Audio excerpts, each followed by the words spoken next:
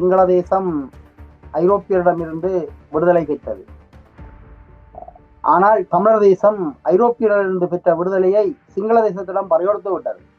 ஆகவே தமிழர்களுக்கு இந்த விடுதலை என்பதற்கு எந்த பெருமானமும் கிடையாது. அதனாலதான் கடந்த 76 ஆண்டுகளுக்கு மேலாக 76 ஆண்டு தடவைகளும் அதாவது சுதந்திர தின நாளன்றை எதிர்ப்பு தெரிவிக்கிற நாளாக தமிழர்கள் கொண்டாடுகிறார்.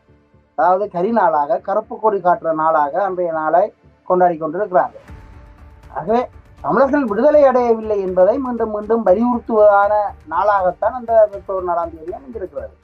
இந்த அடிப்படையில இப்போது சிங்கள தேசம் அவர்கள் பூரிப்புடன் அவர்கள் கொண்டாடுவார்கள். ஏனென்றால் அவர்களுக்கு என்ற ஒரு அரசு, சிங்கள பௌத்த சிங்களத்திற்கென்று ஒரு அரசு வழங்கப்பட்டு விட்டது. ஆனால் தமிழர்களுக்கென்று ஒரு அரசு அல்ல, தமிழர்களுக்கு ஒரு நிர்வாக அழகு இல்லை.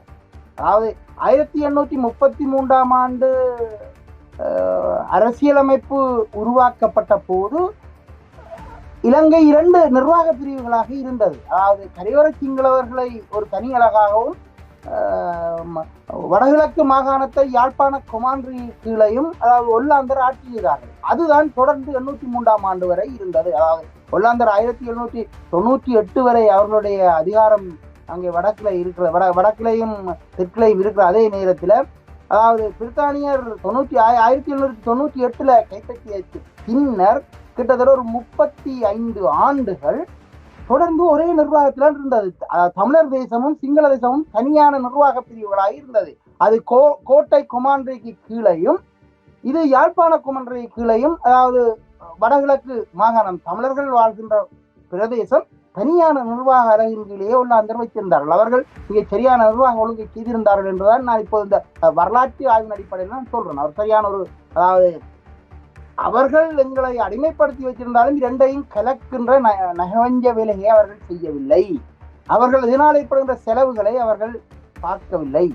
ஆனால் 833ஆம் ஆண்டு வந்த கோல்புரூக் அமரன் சீர்திருத்தம் என்ன செய்தது என்றால், இந்த 2 பகுதியிலும் உள்ள நிர்வாக அலகுகளினுடைய செலவினங்கள் அதிகமாக இருப்பதனால 2ஐயும் ஒன்றாக்கினால் ஒரு நிர்வாக அலகில கொண்டு வந்தால் அவர்களுக்கு செலவு குறைவாக இருக்கும் என்ற அடிப்படையில முதலாவது கட்டமாக இந்த கோல்புரூக் அமரன் சீர்திருத்தம் கொண்டு வந்த பிற்பாடுதான் தமிழர் தேசம் சிங்கள தேசத்துடன் இணையான ஒரு ஆட்சி நிர்வாகத்துக்கு வந்திருக்கிறது.